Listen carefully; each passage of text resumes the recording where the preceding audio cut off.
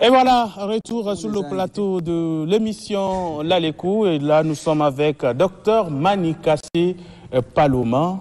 Docteur, bonjour. Bonjour. Vous allez bien? Oui, à part. Merci. Eh bien donc, Madi, c'est le mois d'octobre rose. Ouais. Tu veux dire quoi? Que ça nous concerne, nous? Donc tu me passes la main. Non, mais lui, il est là, tu vois.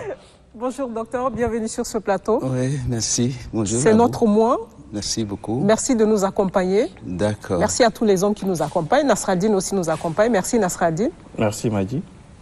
Pourquoi le mois rose, octobre rose? Merci d'avoir eu l'idée de m'inviter parce que nous sommes en activité d'Octobre Rose. Octobre Rose, c'est une journée, en tout cas c'est un mois pour la communauté internationale qui est dédié à la sensibilisation contre le cancer du sein. Et comme vous le savez, le cancer du sein est le premier cancer féminin avec un taux de 34,9%. Et une femme sur 8 aura des cancers durant sa vie. Et une femme sur 5 mourra de ce cancer. Et donc, vous voyez, les statistiques nous donnent vraiment du mal à concevoir. Et donc, pour le concept d'Octobre Rose, on va revenir au concept tout à l'heure. Peut-être qu'on permet aux téléspectateurs de regarder le reportage et on revient sur ce plateau. OK. Le cancer reste et demeure l'un des facteurs qui endeuillent des familles à travers le monde. Et le Tchad n'est pas en reste. Ce 1er octobre, mois dédié à la lutte contre le cancer, la Ligue tchadienne pour la lutte contre le cancer et le ministère de la Santé publique et de la Solidarité nationale ont procédé au lancement officiel d'Octobre Rose, édition 2022, placé sous le thème « Le cancer du sein ». Parlons-en. De l'avis du président de la Ligue tchadienne pour la lutte contre le cancer, Dr Manikassi Paloma, son institution s'engage à mener des campagnes de sensibilisation à l'effet de conscientiser la population sur cette terrible maladie silencieuse. Les campagnes de sensibilisation de cette année seront essentiellement orientées vers la police nationale, la gendarmerie nationale, les étudiants, les élèves, des lycéens, les artistes, les femmes vendeuses de poissons, etc. Partenaire du gouvernement, l'OMS, Organisation mondiale de la santé, à travers son représentant résident au Tchad, reconnaît en lui les efforts du Tchad en matière de lutte contre le cancer. La première chose que le Tchad a fait, il a mis sur pied un programme national de lutte contre le cancer. Ça, c'est une avancée importante. Ça montre qu'on est en train de s'organiser. La deuxième chose la plus importante, le Tchad a désormais un registre du cancer. Le ministre de la Santé publique et de la Solidarité nationale, tout en invitant les différentes parties à la conjugaison des efforts, donne quelques conseils pour éviter le cancer. Agir dans un dynamisme de synergie et de complémentarité, nous allons très rapidement vaincre cette maladie. Nous allons doter ces pays d'un centre national de prise en charge de cancer. Représentant le Premier ministre, chef du gouvernement de transition, le ministre d'État chargé de la réconciliation nationale et du dialogue dévoile la stratégie du gouvernement. Qu'il a été créé un programme national de lutte contre le cancer, à l'exemple des autres programmes de lutte contre les maladies épidémiologiques telles que le paludisme, la tuberculose, le sida et récemment le Covid-19.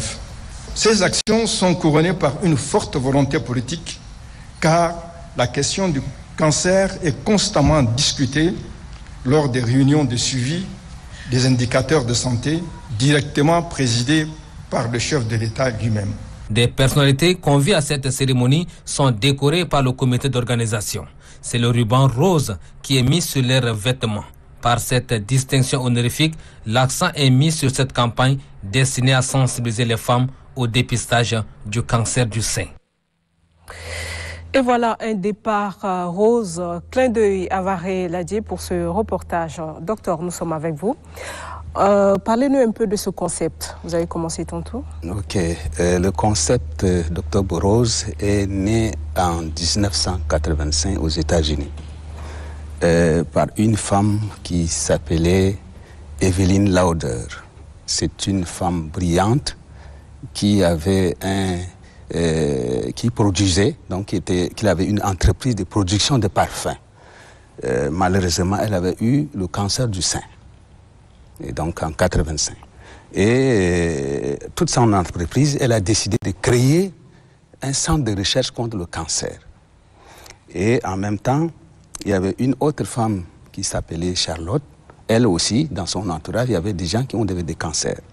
Elle, par contre, elle avait commencé ses sensibilisations en utilisant un ruban blanc. Ce ruban blanc pour symboliser la lutte contre le cancer du sein. Et Evelyne Lauder, qui avait le cancer du sein, elle-même entreprise de parfumerie, s'est rapprochée de Charlotte pour dire, ben, moi aussi j'ai fait la sensibilisation contre le cancer et je suis victime de cancer. Donc, essayons de voir quel type de ruban nous pouvons proposer. Et donc, c'est ainsi qu'ils se sont discutés pour dire, non, le ruban rose symbolise la féminité, qu'il fallait qu'on retienne le ruban rose. Et c'est ainsi que le ruban rose a été retenu. Et c'est en quel mois? C'était en octobre. D'où Octobre Rose, qui est dédié à la sensibilisation contre le cancer du sein, premièrement. Deuxièmement, c'est destiné au dépistage des cancers du sein. Troisièmement, ceci est décidé, en tout cas est dédié à la sensibilisation des gens qui puissent apporter des fonds pour la recherche contre le cancer. Voilà le concept d'Octobre Rose qui a été créé aux États-Unis. Donc, comme vous le savez, depuis lors, c'est toute la communauté internationale qui s'est accaparée de cette activité. Bien sûr, il était inadmissible de continuer de voir les femmes mourir de cancer du sein et de plus en plus, avec le régime actuel, l'alimentation, tout ça, le taux ne fait qu'augmenter. À l'époque, c'était moins, mais maintenant, le taux augmente de jour en jour. Donc c'est pour ça que chaque année, la communauté internationale et le Tchad, par l'intermédiaire de la Ligue tchadienne de lutte contre le cancer, est en train de faire ces activités. Mais, docteur, qu'est-ce qui cause le cancer? C'est le régime alimentaire? C'est quoi la cause de cette maladie? Le cancer, je voulais d'abord définir ce que c'est le cancer, parce que c'est une définition tout à fait compliquée. Il faut que vous ayez d'abord fait la science. Bon, c'est vrai qu'on en fasse en première ou en troisième. Donc, le cancer, c'est quoi? Le cancer, c'est, comme vous le savez, l'organisme est constitué de tissus. Et ces tissus-là, c'est un agencement des cellules les unes contre les autres. Quand vous prenez un tissu comme ça, c'est les cellules qui sont collées les unes contre les autres. Et ces cellules-là, tout le temps, vous protègent. Ils vous nourrissent, ils vous protègent.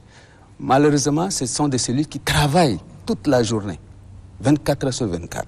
Et il y a des moments où ils sont agressés. Ces cellules, parfois, vieillissent. Ouais. Et d'autres sont attaquées par des agressions, que ce soit les infections, que ce soit les rayonnements, que ce soit l'alimentation, parce qu'il y a des alimentations qui sont agressives aussi. Et cette agression vient toucher le noyau de cette cellule-là. Ouais. Or, la cellule fonctionne selon un mode bien défini. Pour que la cellule fasse son travail normalement, il a son noyau, il a ses codes. Mais cette agression, ces infections viennent toucher ce noyau-là et ça déraille. Maintenant, cette cellule qui est chargée de faire un travail ne peut plus, il est déraillé. Et il se met à se multiplier sans contrôle. Voilà le cancer. Donc, une cellule qui se multiplie sans contrôle. Parce que, je prends un exemple. Vous avez une plaie. Vous avez un creux. Vous voyez, vous allez constater que ce creux se comble. La cellule se multiplie, on dit que la plaie est guérie, ça se ferme. Voilà. Une fois fermée, il n'y a plus cette multiplication. Mais quand c'est une cellule cancéreuse, la multiplication continue. La plaie ne va jamais se fermer. Il n'y a plus de contrôle. Et au lieu de rester à ce niveau, ces cellules vont se disséminer partout dans l'organisme. Et ils vont agresser partout, tous les tissus, et c'est ça qui tue rapidement les gens. Donc, vous voyez, ça c'est la définition et le mode d'agression d'une cellule cancéreuse. Et cette cellule cancéreuse peut se situer à tous les niveaux. Ce n'est pas le sein seulement.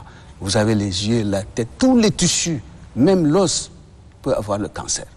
Et donc, c'est pour ça que cette année, on a ciblé le cancer du sein, mais il faut dire que même l'homme a le sein.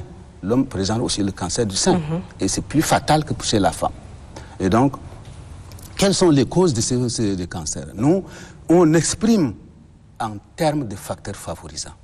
On ne peut pas établir d'une manière certaine des causes à effet. On pense que quand vous avez tel facteur, par exemple le cas du cancer du sein, si dans votre famille, votre maman a eu un cancer, si votre maman a eu un cancer, vous qui êtes la fille, vous avez le risque d'en avoir multiplié par 5. Un risque multiplié par 5 par rapport à d'autres femmes. Mais si c'est votre nièce, votre tante a le cancer du sein, vous avez un risque multiplié par 3. Parce que là, c'est une prédisposition héréditaire. C'est une prédisposition héréditaire. Et donc, vous avez d'autres facteurs comme, j'étais très ravi que vous présentiez le sport.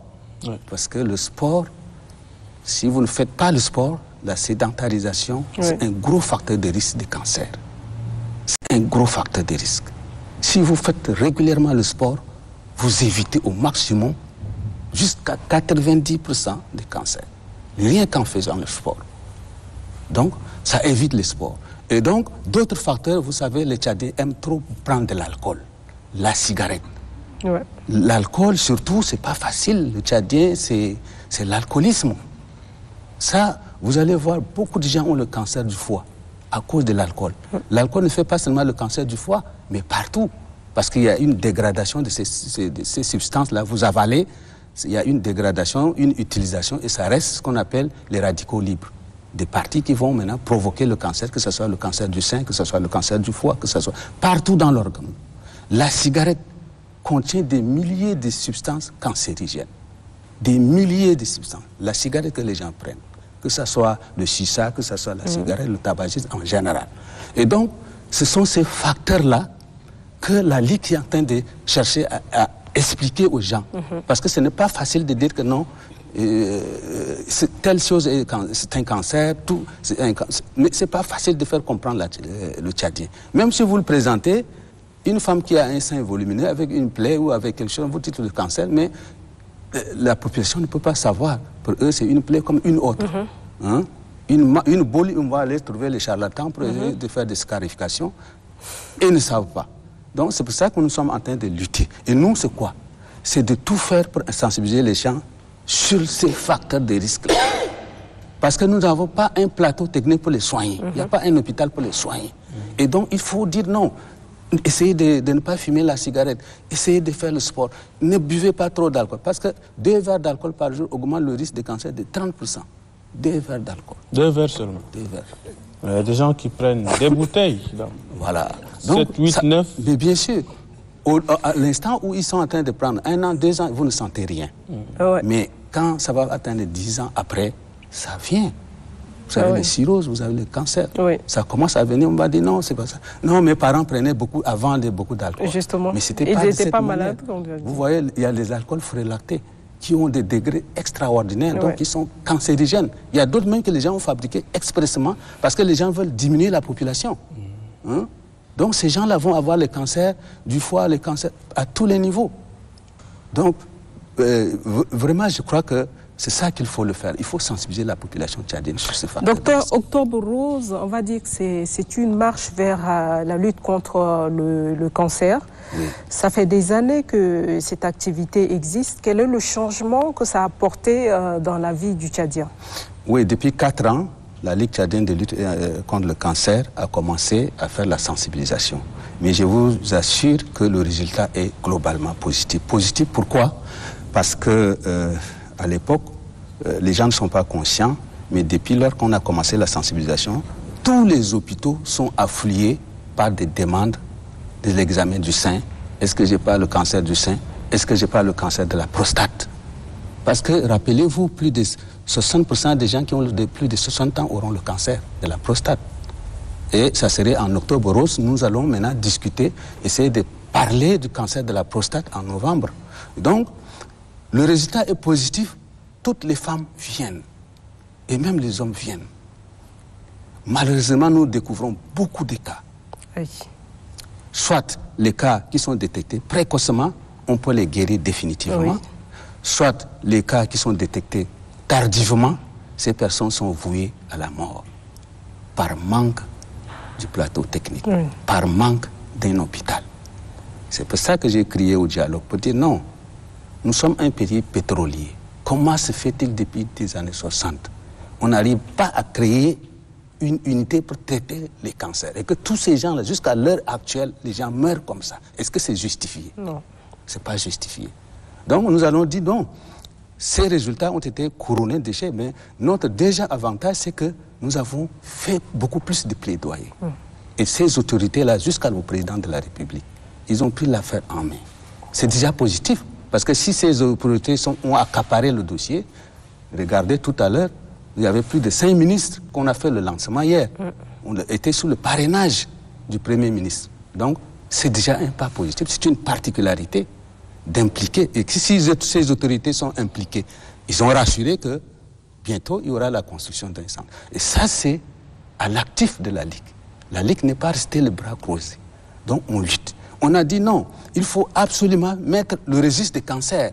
Ce registre des cancers-là, c'est un instrument qui permet d'afficher le profil épidémiologique du Tchad en matière de cancer. Sans ce registre-là, vous ne pouvez pas parler à vos interlocuteurs, il y a tel nombre de cancers, tel nombre de cancers, vous ne pouvez pas le faire. Parce que les statistiques ne signifient pas seulement mettre un registre à l'hôpital, enregistrer les cas. Non, il y a des spécificités qu'il faut enregistrer. Les stades de la maladie qu'il faut enregistrer.